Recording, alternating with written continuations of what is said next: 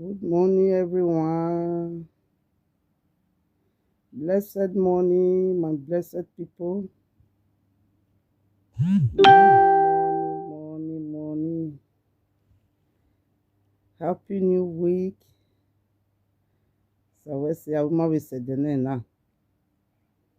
Yesu no gewesi.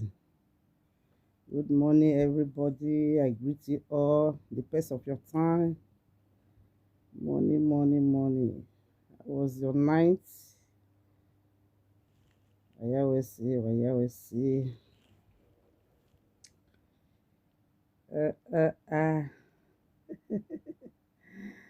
Good morning, my people. Blessed morning. Blessed morning. Sawesi o mama said the name now. I'm so happy to see you all. Sawesi. Good morning, Jesus. Good morning, Lord. I know you came from heaven above. The Holy Spirit is on the throne. Good morning, Jesus. Good morning, Lord. In the morning, early in the morning, I will rise and praise the Lord. Good morning, everyone. Good morning, my blessed people. Good morning, my wonderful people. Usawese awima besedene na. Usawese mabe vie mabe yore. Usawese mabe abeki mabano nye dene na. Usaloba wese. Usasa akmume. Oma biyo na yore itun sabi lepo sahe no. Wayawese. Awese makoko we dori erun oge wiena. Wele makoko dori erun. Mawe kukodokmo usaloba obedi mami dene na. Wanobio na yore. Ese nokwa usaloba une. Wabio be yore. Awetumati wabe bagbe. Awetumati wabe lerun. At least we usaloba wese. Awemebe sedene na. Why? Because ema ya novie o etik bagbo wiena. Uvie una bagbe ruda. Magbe. Ema so do novie no ya bagbe hospital. Ema so novie ni ma yore. This baby you we kumusaloba we baba wese. Awonu kpa na soke. Wayawese. Appreciate waya fefe. Sawese obujobi tu ha wase ma be vie ma be yore. Tun sano leku sano e ma yara gundene na. Luba wese wayawese bigime waya fefe wayawese wakabo appreciate waya ni celebrate me waya ni wish me happy birthday wayawese my expert ibu e ma so ro ni me ma tebe dem expect wo celebrate myself. Ekoli we ye wugan ekoli with dia wayawese no we post a picture me. Yeah, no way to be post, no be post. No be post, no be calling me. Happy birthday, mama. Happy birthday. I'm so happy. Oh, Nike celebrated birthday. Oh, no, the best birthday you celebrate. And Nigeli go yo waya fair wesi. Waya celebrate me. No we celebrate whatever we want. No we go wagogo every one wa be yagume celebrate wa be mi okede na na pa emi ya no wa lo emi ya no wa emi ya no wa te no wa o kedo ade no wa mati o e Jesu no gi ga ku de no wa be ni Jesu Kristi no gi ni tuti wo bi na usa wesi Jesu no gi wesi sa pologbe usa tuti sa akpo mi anything no riri ya o mo sa lo ba ku da wa mo ku da emi no gwa lo ni o mo so wo bo usa lo ba wesi aberi pon jusa na be kun saloba wo sawese awuma be sedene na udasi wese Jesu Kristi no ge wese omi won fa wese okutete bito wese ma be vie ma be yore itun abi le ku we no ti mama gbe ni mana mi edene na ru dawi tun abi le ku ni we me da ma oze mara gun dene na wese baba ge enwa we wi ma baba ge enwa we wi ma Jesu no ge ge enwa we wi ma baba magabe ni mau ni mama wese magabe mo ko ni mau ni mama wese even ni mata ni mama ta se baba nu la nu me jaboda ma nu da we erun wo ko ga wa eno wo da we baba nu me tun anu me lepe da ma ni ru ma make na sakara we baba baba nu forgive ma emi ni mama emi no keke emi no ma gba ni ma o baba nu forgive ma Jesu nu gi uwe se baba uwe se Jesu Kristi nu gi we ma po me we ma vi ro baba uwe se obujo bitun uwe se baba Jesu nu gi baba uwe se pon wuro o we baba ma be vie no be minimi na dan baba Jesu no ge no mo pe mi na dan hiare ne no ma be vie se wa son baba nu la wo nu du go we ya go kemi no isi no ma na vie se baba nu rie ye dagbon ere Jesu Kristi baba nu gba oge mo gba oge we ya fe e mo ya no reva ni mi ya ma be de oke na e mo ya no reva no be vie vigo e vugu ga e ma ya vie baba keve ne da doge gi vie baba Jesu no ge no ya hian mevi baba nu la nu etun anu me le pe da ma nu jugo we ya gwi we ya fe nu gba oge mo ya nu e mo ya fe Jesu nu gwi baba uwese Jesu Kristi uwese waya wese bigbi me waya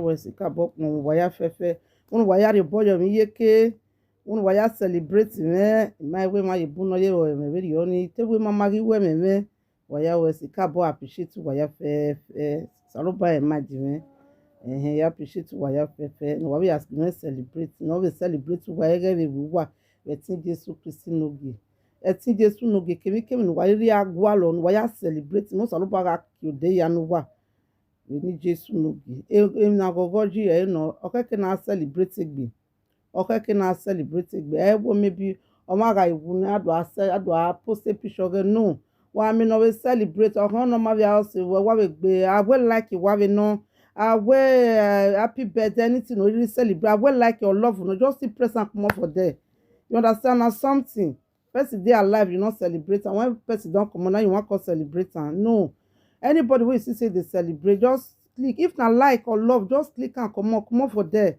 e no get anything wey go comot for your body wa me wanna celebrate wa go celebrate yen wa no go ma go agugogo wa no go ma go agugogo e ga we maybe e den na we ma wo e den na ko wa we wo and e ma ya no celebrate o can celebrate we e ma ye gbe se ma so no lega when we motin they can never celebrate you e when we ma motin celebrate ma and e when we ma motin and we ma mori on ya o ri jo bonu we honestly ni na leru ni ya fe we ge ya wo salobua ekeke na ya pameriri aje baba ge gwalo me but ma ya nu ya motinya ni ihe ti mu janu we de nederio ihe ti celebrate we de nederio no waya wese ko ya gele somo yen me won waya mu dia me won waya celebrate ni ka bogogo waya wese e life na ni ma je no keke ni ma we mi no ma emi no mama say good name or ma say anything emi no mama se wagbona story ni atana life story wa no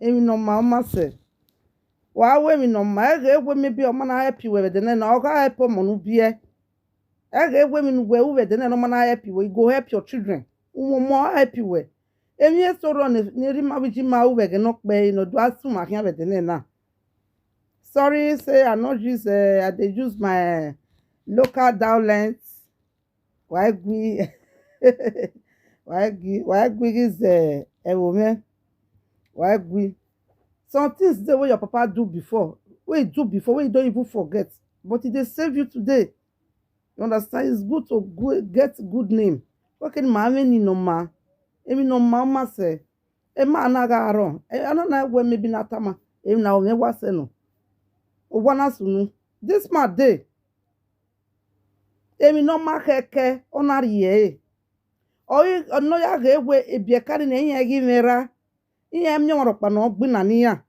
emi no ma keke ma ni mani na rie ma onari ye e o ga ewe moro pa no gbi na ni ya ona ihe na we nya sell my money well ihe ma na ru enwe ya gi yan yin why because o get the family go we dia get moro pa no gbi na ni money ona nya o emi ni no ma keke ni onari ye mi ni onari pa agbe na egwe ana age but de na nania ya ge di mana bu na lupo bose o sa pologbe igbina no salopo agbina ni ma wuwe ni ma ebege bunu gbere wa ni nania igbina no salobo wa gbina nu we bi yeke nu we ma o buse nu we igbina no salobo agbina nu we bi yeke ege mekana gi ba ege no ye ya sunu e ma na ye denyon o de mo bo mo we o kian re o bo gbe ti be ni na o ye denyon bo te ne na na no wu o ma se ma na o ma no wu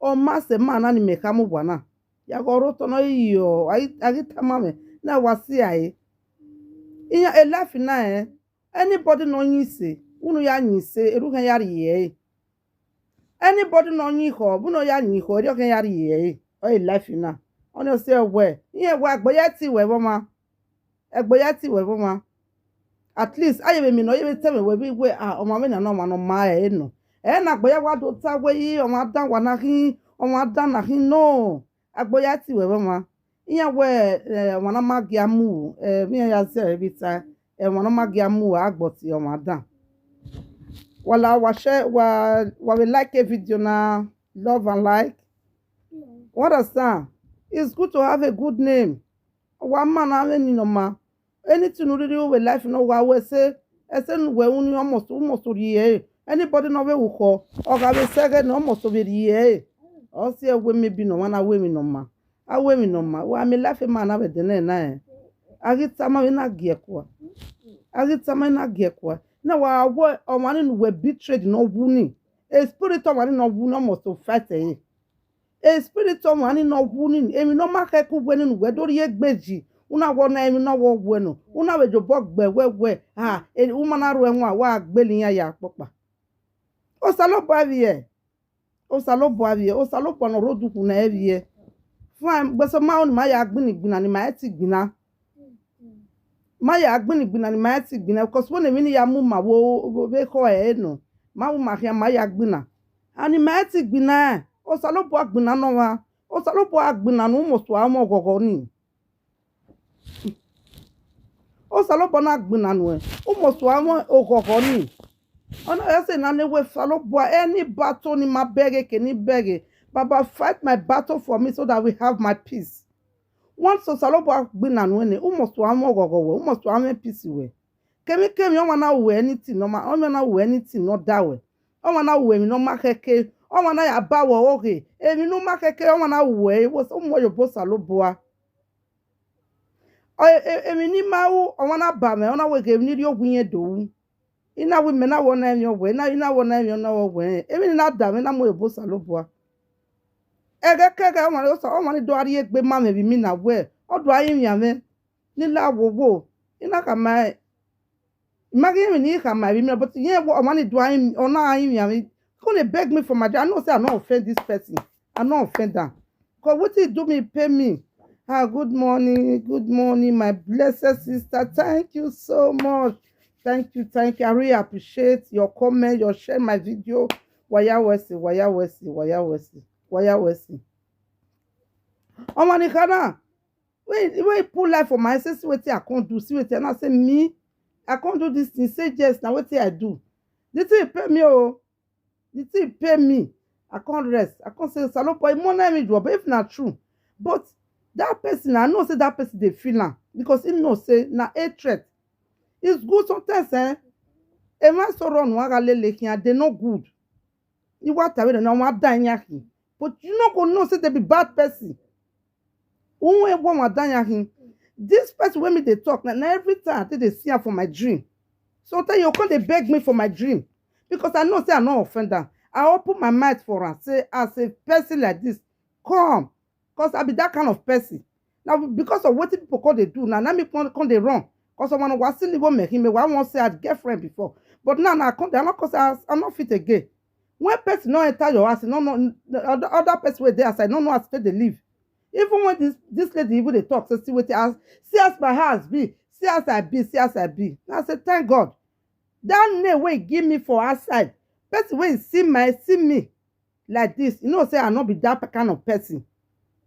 Sometimes people dey destroy your name, but you are when they see you say they'll say people wey still get sense go say on my way now you no fit do this kind of thing. God dey fight our battle. You solo back gbinigbina ni man mama beg. Every time when I sleep, no how many times we I don see this lady. I dey dream see am. E sometimes he with his they go come dey beg me for dream. Instead I go tell am say beg am, beg am, beg am. How many times? Because I know say I no offend am. Ima wey me down. When I yari yoma, eri yari yoma. Anybody wey I don call my own, wey don enter my house, I dey take am say na my blood sister, my blood brother. When me akwe ya unye say, eti myself me I no dey do am like that. I dey take am. Once you don enter this my house, once that one na before. Once the second one, I fit leave me go inside my kitchen, me go anything wey you like take. I be that kind of person. Because all those kind of yeye thing, wetin be the name wey God don give you, wey people dey call you. Arrest. You understand? It's good to get good name, oh. I know say God don dey fight my but that this woman, no, not be say maybe mad. Here we a feel it. As far as say God don open my eyes, see am. I know say this one don dey feel am. It's good to have good name. I will check no man normal. Go see that man now. He did there, he dey cry. He even dey beg. Say anywhere where they want carry and go, me they take save your life. Who they fight that battle for those family? Now God now they fight that battle for those family. You not get power to fight your battle. Anything way they do. Because if not the story, now make we come put this one journal. When we ma beg or say if anybody offend you, just give one to carry and give God. Say God, I don't know. This thing when they talk, if not true, and this thing where this person collect, if not you, may carry go. But if not be you, God must surely bring that thing come from you. This man, even remains moment he would die self. He remains moment the man die. I can see me. I can more. First way lean like this. They say if you see, he can't they rise. When my sister dey tell me, I cannot say that one good for her. Anything where person so for this life, will surely reap am. Anybody where is so good, he go reap that good, that good way so. Anybody where is so bad, he must surely reap am. In the name of Jesus, he go reap am. People too wicked. Because he said they not get papa again. Nobody will want fight for them. Wetin not belong to you, carry am. You even talk and say you want, if they not take that, you go kill them. Who call they die now? People when you talk say you want kill. They progress. You progress. But you wait to say you want keep person. We love you. You can't they swell up. You can't they swell up. Say now what's happen? You get that power. You be native doctor. No, but no, sir. If a person, anybody where they do anything for this life, where maybe you be native doctor now you go say because of say you be native doctor, you want keep person. You get that power to keep person because say you be native doctor. God go collect that power where you get. He go collect am.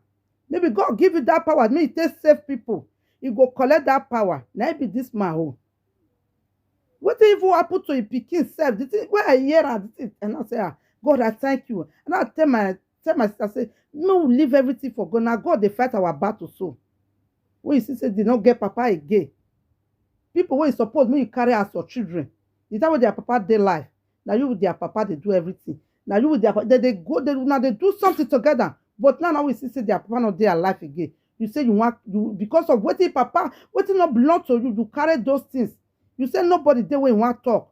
You carry those things. You say you want even kill those children because nobody there. If anybody not fit fight for you, but God can fight your battle. God go fight your battle. That's the way it belongs to you when enemy carry for your hand. God go fight your battle, go carry those things, he will come carry, come give you back. Now be this thing. It's good to be good though. Not look and say yes, you get power today. The person will get power today, tomorrow your power will come out. You will get power today, tomorrow your power will come out. Oh. If it come out, if not, if that God give you power, say they do better, not before evil. And I are evil. But many people they use that power till they do evil. I are evil. Just say you get power. You get power. Your power not pass God power now. Etiwe masogo saloboa. Etiwe masogo saloboa at all. Anybody offend you, they pull life for your head. Wetin not happen? They say you do just when you both saloboa. That person not go come beg you. Anybody where do you evil, especially where do you what it pay you, that person not go come beg you. If the person where they dream, God go reveal am to you say see wetin this person dey pass through. E dey happen to me. See wetin this person dey pass through. But how you want to come meet me tell you say make you sorry? E no fit. Tin e no fit come meet you because e go dey shame. E go say no, e no go meet her. No say we na. No, some people na here I offend or common sorry. If I offend person now, to say sorry no dey hard me. And if I know say I offend you, to say sorry, e no go hard you. What did this person do me? Said he even talk say when he see me go beat me sef. No gbe me I no hear that everything. I no hear that for him matter. When I even me yourself, na me even call am sef. Say see me, may he beat me. For this Europe, the man feel well. If na my last couple, he make sure well. That knock where you knock me, he are a lawyer. I know say I no offend you. If I are a lawyer, if you are fighting, you go do all your life to pay. Because I know say I no offend them. If they say me, I make the talk, in my offend them, na my house I dey. Na my thing I dey do. I dey always dey do my thing. When you see, they see me, people where they follow me, I dey do my thing for my life. I dey do my, I be that kind of person where they enjoy life. You know, if you like, now you go join me. And when you say you want to come follow me, I go just say open door for you. Now it be my own.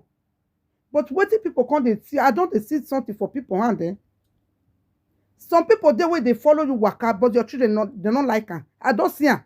Your boss and I'm you. You go be your friend, but you not go like your children. It don't happen to me. It don't happen to me. Now your friend, he go even tell you, say this your pikin.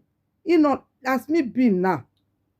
As I be now. Now God say they bless me, oh. Because God knows say my heart clean. I not get million, but I'm 100% okay. God know my heart. When you come, I see say this kind of person, now this kind of person that you be. And they use that after they follow you. I know they plan evil against anybody. I know the plan say make this person fall. I know the plan say and the good way they come to this person, may God make that thing not reach that person hand. I not be that kind of person. If I get say I be that kind of person wey get, I dey give. I say my friend no get, I dey give. I say the person not be only friend. I say I not get. When they cry come, if I get, I dey give. Now may God they bless me. Some people even think say where this woman they get money, but now God. Now God they do am. God know your mind. You want well, you know what you go fit do. You know what you not fit do. Here we are planning for against yourself. As me there, yes, so I know fit to say many people here they follow the work and all of them love me. No. God know the kind of now so you still be. God know who love you. First way love you know that one. Why you need legal will not be love you. They say your best friend can be your worst enemy. God know the best way love you. Now so it still be for me. Now so it still be for you. It dey everybody body. The best way you hate now, now be your love. It go dey fight for you. And person way you call your hoe, it go dey kill you for back. It's good to get good mind, though. It's good to get good mind. When you get good mind, if anybody plan evil against you, that evil will never come your side. It go return back to that person. Okay, no man way no man. Okay, no man have good mind. No have good mind.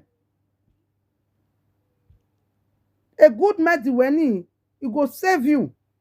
Your good mind go save you. Not be say maybe man. The good mind where you get, it go carry you go far place. And you offend them one. Most of them they cry for inside body, but they don't feel cry come out. You have your way, but you might see viola dia. Why? Because if we can viola dia, if we can viola dia, because they know say what they do you, it's too much. They know say this is what they do you too much. No look, say some people they say too if you know say you not get this person, you not come like him again. Relationship you don't want time again. So if you just leave for me, waka come out. What you know happen? Not going to talk for your body. Not going to talk say now so you can do this one and so. And when you know say that person not fit do that kind of thing. When one year to work very only.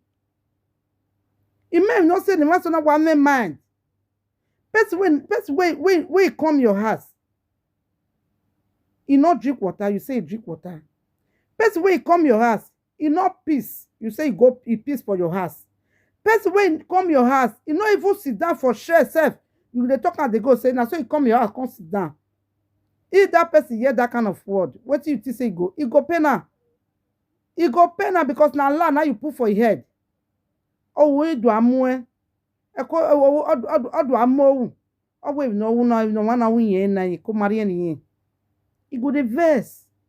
Who do amue? That person with the verse. How you want me spirit? His spirit go see the verse. So if you the verse, your spirit see the verse. Wa amo spirit wey we amo. Oh, we amo. Wetin person not do, you not go talk am. Emo oge jo wan pa un. Emo oge jo wan pa un. No matter what maybe you are that person. Wari ku o ma igwa lo o. Emo oge jo un. Emi no ma we mu jo un, e not good. Wetin mo jo we den na akwodo affect we. Iya wa ya agwa. And kuya all last. Kuya last. Kuya last. Mu get that one for break.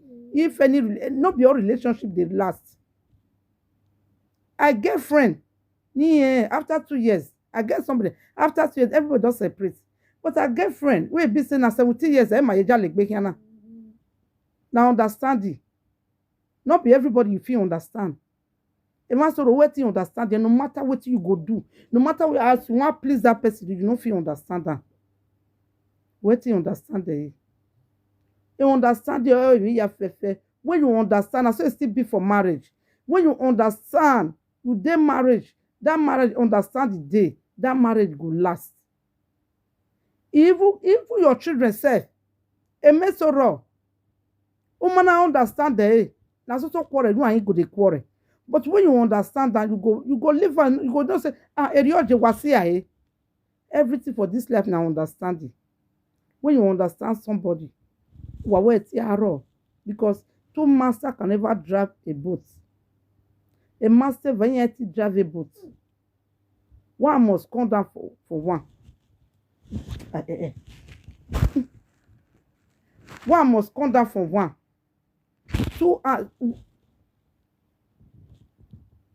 One must come down for one. Una ale lomakia. Okpa must orioto nokpa. Very okpa manarioto nokpa. Okay, no. Ikuni eto. Any relationship not be 20 years, not be 15 years. Okpa rioto nokpa. Also no nak be severioni. Umana okpa manarioto nokpa. That relationship not go last. It not go last. It not go last. And when you love that person, maybe you love her, you try to respect that relationship. I got a relationship no go anyhow. Because I do see where they talk. I don't see her. They talk anyhow. Say they talk anyhow. What you know if they give sense. That kind of person, me I not fit follow them work out. Especially the kind of life where I can't live now. If now before a problem mirror, I say na enjoyment with day. I know they can't. Like this one day now. If I see I talk with somebody for line. I see what he talk to her for today, tomorrow. I see what he talk. I go withdraw myself. Because I know say, because now what is that person? You know say, una ale lo makia. If that person and person will be say, if they work, or any winner, if now that person they wanna work matter, go they follow you, they talk, and you know want to work, and you know want to do this one. If not the same work as they work, instead they work, two of them go they flow together. But if that person they work, another person not they work, where you not use your brain, say follow who they work, or make that one way not they work, use the brain, say follow who not they work. Because whenever I got takugbe, you not go rhyme. Whenever I got takugbe, not go rhyme. You go to talk work matter. This one go to talk, the work matter. You not go rhyme. And maybe that work with that person they work now, do not they like her. You know they like her for your ear. You understand? When you not can use your brain, say follow. You know, say some people now, when they many are they not go know say this thing. I not go. Imagine where now. Even na makeke no biao, even na keke no ao, even na makeke no ao, even na keke no ao, even na makeke no ao. They go just do one. Also, when we dey pray, say, God, empower me. Empower you in spirit, physically and spiritual. May God give you physically wisdom. May God give you spiritually wisdom. Because now spiritual, they control physical. Spiritually, grace. Because you know make grace so salubwa. This life, you go live and you go enjoy am. Anything wey you do. And before that person talk, you go know the kind of answer wey you want give am. Before that person talk, you go know the kind of answer wey you want give am. Ema so yin etite we mu. Ema so ro won lelekian. They no fit raise you. Yin etite we mu at all. Anu na alele gbo wan ni where you only here you dey follow that campus wey no fit raise you. Two of una go dey down. Na no fit get up. You never see some people who ni wire on me giving near ti wu. See what I don't fit do.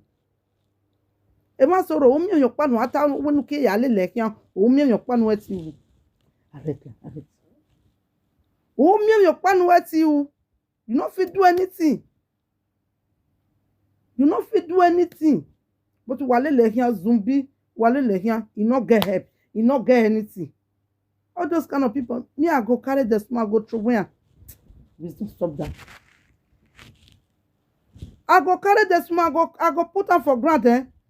Cause my name is Jopo, I'm in Nigeria over. No one work you go put her for granted. Who wants to carry me carry? Who wants to carry me carry? Sometimes, even we are going you get people were there around you, they don't fit give you. Now outside go fit do for you. Oh, okay, I see when. We know they will say they be family. We maybe just family. It dey my body. Me where they talk, it dey my body, dey your body. That's the way you want. I feel not fit do for you. If you be send a person for us, I want do for you. You understand? Everyone so run we are gale here. Here mere will progress. Okay, problem. Everyone so run where they know say this thing go favor you. To show you road na problem. They no fit show you road. They know say when you enter that place, your matter does change. They go want make they cover am. They go want make they cover am. My word there, they go want make they cover am. Again, one lady one certain time. You know, this thing I want do am. I want do this thing. When you hear to say, I talk. Now so this lady they cover that matter. Now then I come know say, you know want show me road.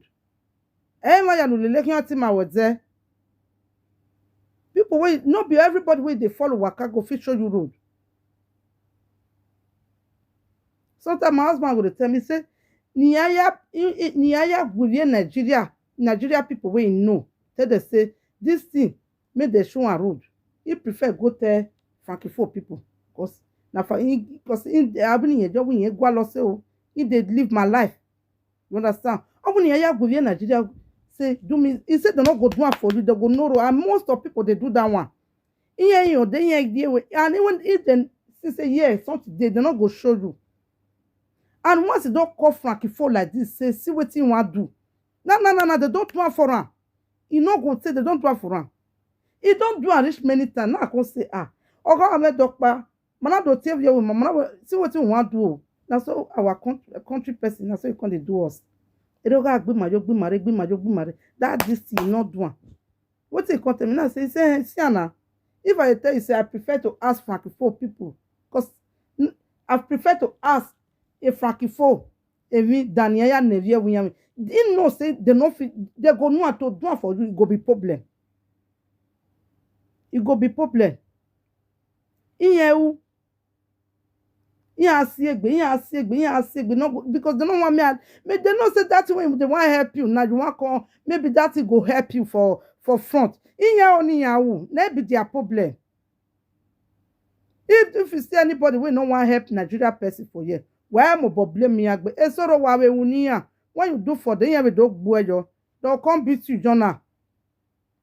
While we're saying of your woman is so. While we're saying here, don't boy by it. They go make sure say they beat you. What do you not do? They'll talk and say they do. Me, I don't see.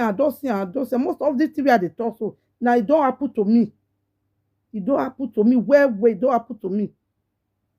While you were saying here, it's in where you they'll go stand for her side, tell you, say, what did she don't do for me? What did she get? They even they talk say wetin she get, she not get anything. But that way do that thing for you. You know say you need that thing that moment, and it do it for you. But then they tell her say wetin she get, she not get anything. No mind her. Now your friend, you never enter your house. You never enter your house. Person wey just look me big as I just be so. You go say I know they see food they eat for us. I know they see clothes they wear. My children not dey okay. What you want to talk?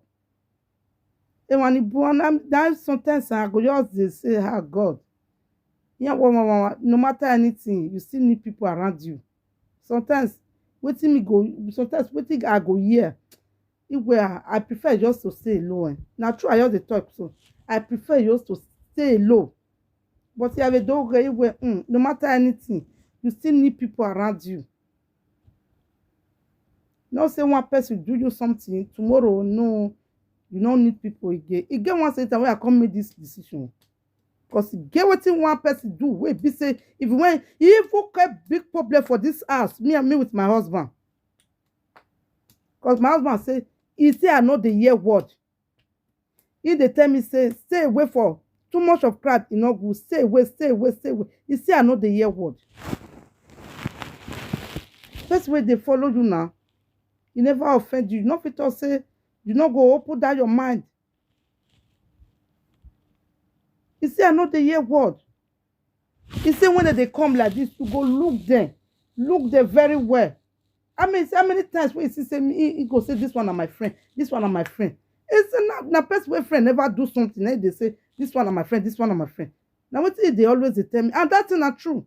I know say some people sit there way sit they nice. I see girlfriend will be say 17 years. With me and he sit there. You understand? We have a settle. You understand me? I understand that. You understand? You understand me? It's still good, but some day will be say not good. And these people will they open your heart, your mind to say, come inside. Now those people they carry, they'll come inside your mind, pack everything, carry and go outside, go to talk. And they know they last for my hand. And if I want to drop them, I say, and if I drop them, God they promote me. Most of the way I don't drop like that. Once I drop, because I know say I'm not offending. Now I got to they fight me, fight my battle for me. I know say I'm not offending. And once I drop them, God will just raise me. God will raise me. Because I'm here with my offending here. I take them as my friend, my sister, my cousin. You understand? You come and say you want to do any. If I drop a God will raise me up. So no problem because you know say na clean heart now they follow you. Na clean heart now they follow you. Because hey ya lelewe, ima plan for against you one day. Ima plan for against you one day. What plan against against someone? Imagine person when you enter your house. You go meet your children. You go they follow them, they talk. Go they ask the question. You are answer. What did that one mean? Come your house. But who you are be canota. How they take the leave for house? How they take the leave for house? What did that one mean? What you try to do? What did that one mean? How they take the leave for house? You will never take care of yourself, your children finish. You want to enter another person family. I don't see something for some people handle. But they know they last for my hand. The moment I don't observe the same as so they be. Now I go suffer with you. And if I come out, I go do and so you go there house. Because the way I tell you do, you not go expect. You go do and so you go they cry for us. Me, I go they enjoy because I know say I'm not offender. I go no my expecting again ya dump pay. I go just dump her. Because because of a managbo. You go say, you don't know if you open your mind to this person, you might even not jail. If you open your mind to this person, you might even not jail.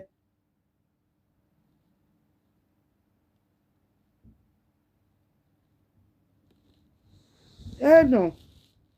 Mare, even though come wa, say me I can't cycle off now.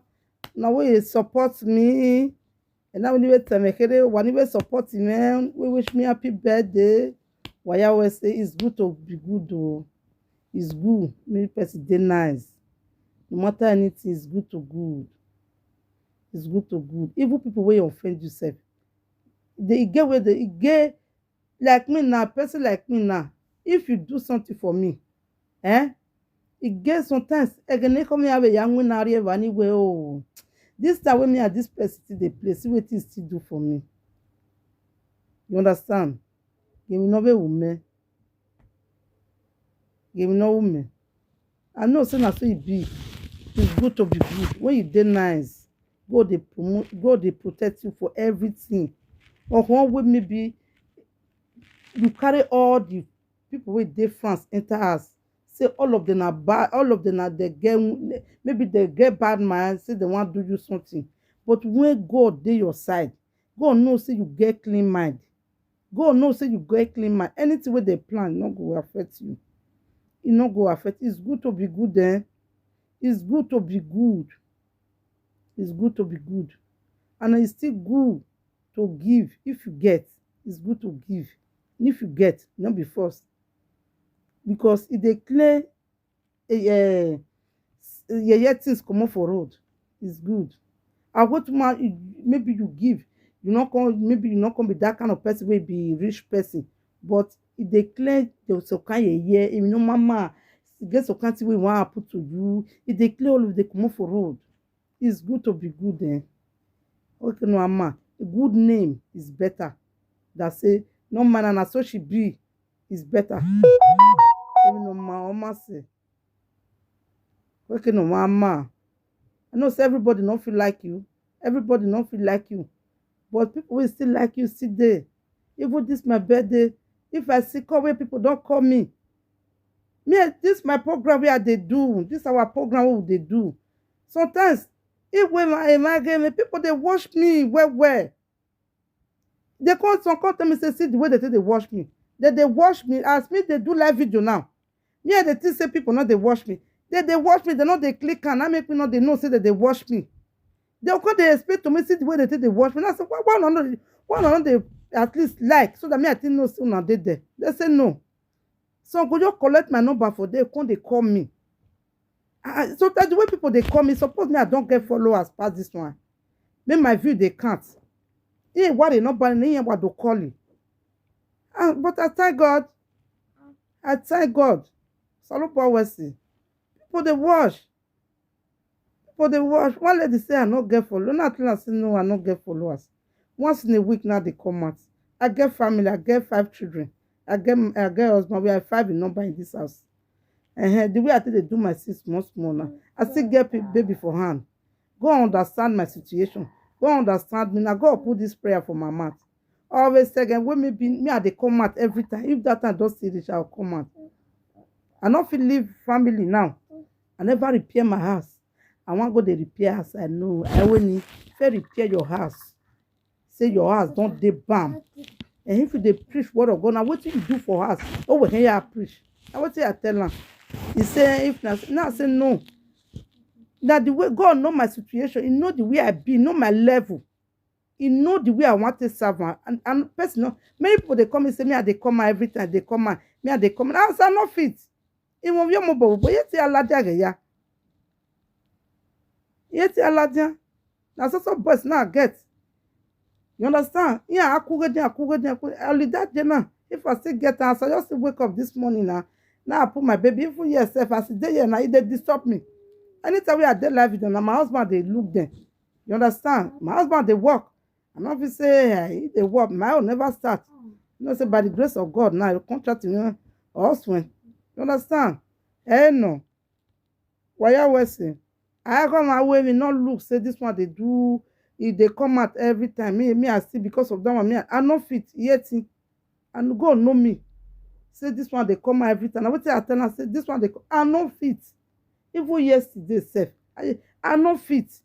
Yet I get children. I need to do my house well. I not fit they do live video. More do I go ball. You do I so well live. No. as I just still do and reach now, not be to do live video every day or every three times in a week. No, not be to do that one. Now small. No, no. They say slow and steady win the race. Slow and steady win the race. Not look person to do something. When you look person to do something, how long? It's better when you wait, say may God put this thing for your mind. And when God put that thing for your mind, when they do, you not go forget. But when you look person to do it, you go forget that thing. No, you go forget because a lot of my plan your brain way. When God plan for your brain, you not go forget. You understand? I go my way, you just dey do your thing. The way the thing take come, before you do it, you say pray, say God, see what I want to do so. Make God come lead you, and He go lead you. I go my way me. When He call your way, He dey enjoy, they favor me, in the favor my husband.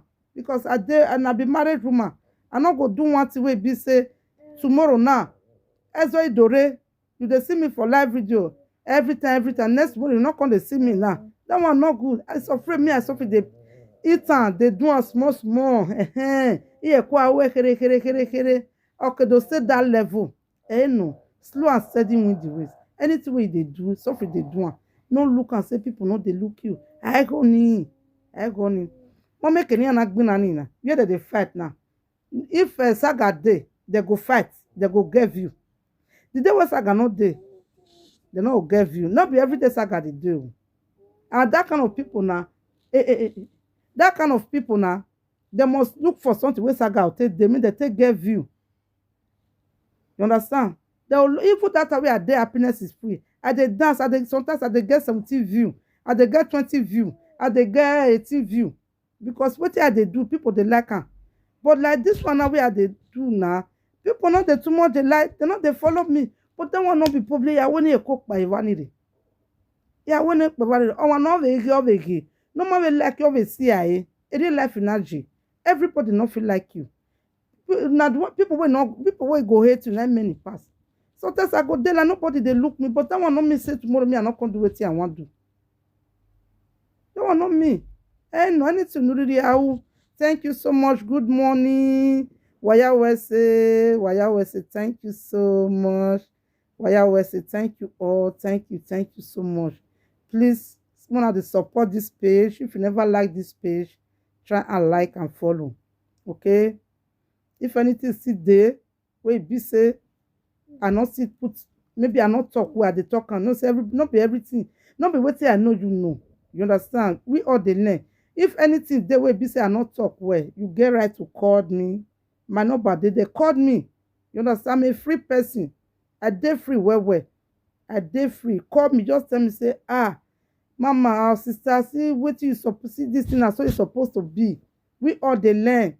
How this baby pass? Have a correct here. They see they correct them. I want to take a correction. No, it not go. No, it don't fall. If anything they will be say I not see do where I not talk where.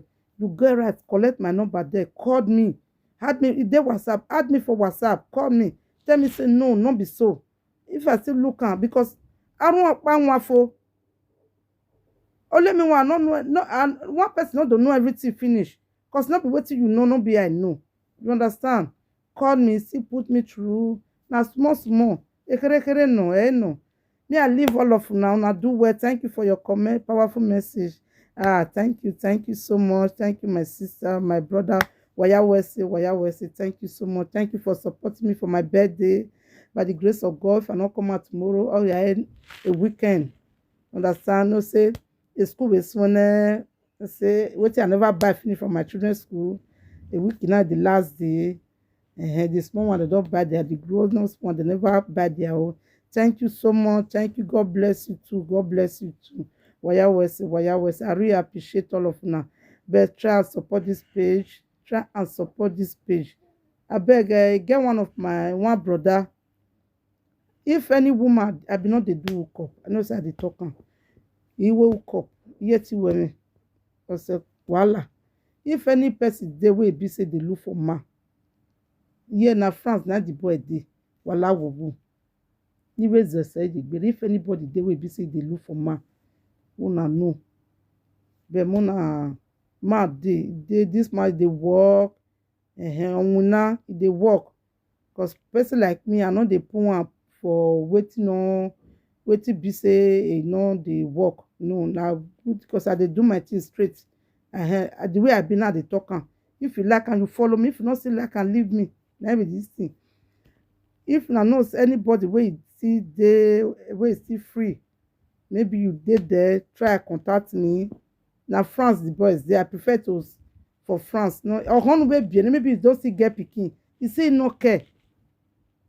Some men dey lose, some men dey suffer for women good men before they see man e dey hard. Ikpianoma good men before they see woman e dey hard. E dey hard well well. Because sometimes the thing gbé with the woman word dey call. I know because I know they always dey announce am for here but I just say me I just still do am for am. If any woman dey wey dey free contact me man dey but this man no be Benin man o. The man don wear agbono abi I no come know but no be Benin man. The boy the picture dey with me. He send the picture come Okpenoya e don tey wey he send am come e don tey. You understand? No be only him one the many reach 3 for here for France here wey dey look wey dey call me say me I help dey find woman but I no get person wey free and I no come dey mingle with many people like that. If na before na no problem because of that one me person wey I never call since when they enter this year me I go dey call am say woman no. If e dey contact me e dey available e dey work 3 of them like that they dey work. When you come myself one dey do this road work yani Bowa na one dey do. I even see picture show me the other one all of them dey work you go fit take care of you that one no be problem. You dey there you dey look for man contact me man dey na France dey. You understand? No know say e no easy na man go work go still come back me wan no live a good man dem no dey quick dey see better woman dem no dey see. Understand? No me I leave all of una by the grace of God maybe tomorrow we go see yet water wey we go see no say I fit talk am say I get children na 5 children now I get na God take bless me. Understand? When with the annoyance everything if I wan do my live video I need to arrange myself before I do live video because my husband no dey house. Understand? No come am well you go still use am take talk to them. You go to your room go here no e no dey. Even my small one say dey here dey disturb sef no waya wese ma be picture get the name nane saloba wese be dagbi be ye waya wese wiki na o gon ma ya la by the grace of God ma ya mo you to èmi ya fefe no wa o be wiki na be ti Jesu no go wa we o ga so wa bo be ni Jesu no go o go waya ami egbera mo wa ami èmi appointment no wari o go waya kan ya re be ti Jesu Christ no go amen. If una never take una injection una try go take o me I don take my own Iriokpane still remain one but if you never take because September here now they say from September now obligatory under month. If you never take me you try me you go take. Understand? Go take am na we do me we don na they still come dey give people bill they say me you come dey pay money who yari here even when I take am say my he no hook me but he hook my husband. You hook my husband well when na because he drink water I no know as he come drink water the thing hook am e make am get fever but e don still finish away from there but my own e no hook me. If you know say you never take yari here before you go take am put am for God now say this way I wan take so any evil thing wey dey inside make God remove am. Anything wey be say no good wey dey inside this injection wey dem wan this thing wey dem wan na injection wey dem wan give you no be your own na the good one wey dey na be your own. Talk am just say small prayer just simple prayer and make you go.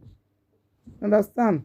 Oya we say me I leave all of una una follow this page. If you never follow this page follow una dey support this page. If anything still dey wey you still know carry come. If you wan celebrate your birthday carry come people dey omaro no wa celebrate man anything we wan do for this program you wan celebrate your birthday carry am come I get person wey go dey celebrate am for us Yeah, wala we can celebrate it. Maybe not be your whole, or you still know person. You get person wey maybe you want to do am for person. We can we no ma. Contact me person day. Osabro Ivano Waroto. You understand? Person day. If na small change, whatever you need, say nothing go for nothing. I'll give her your number, all the pictures, send her come. Maybe you want to celebrate your husband, you want to celebrate maybe your friend, your children friend. No, some people they celebrate their children friend. You want to celebrate yourself, you want to call me. Person they available. Or when Oga no be art drama way. Contact me. You go just do and send the picture, send the video, send that to you. Yeah. My peg be man. Understand? What you still know is still carry account this program. Have a Yahweh, we dey learn. If any advice they you will call in, give the advice. If anything, they just call in. Not just look at. If I just finish live, then people they call me. Well, we ask you whereas if you still call for inside now, 100 people go see you now, they will come see call. Many testimony they call now. They know the light come they share out for you. But a problem is running. But if any advice still there, any idea still there for anything, we maybe anything I have a mobile program now. Muna carry a con. Nakokwa where we dey do it together, not be one person program. One person not fit do something. Like this one, and one person not fit do church. One person not fit do a group. And we need people for here. You understand? Anything we see no carry a come here. Now you aware. Now you grow a ministry now. Now my ministry, now your ministry. Not look and say na me una dey see. Now all of us get am. Mayako ko nya. You understand? Waya we say this way nikata si omani bye bye. Happy blessed day. Bye everyone.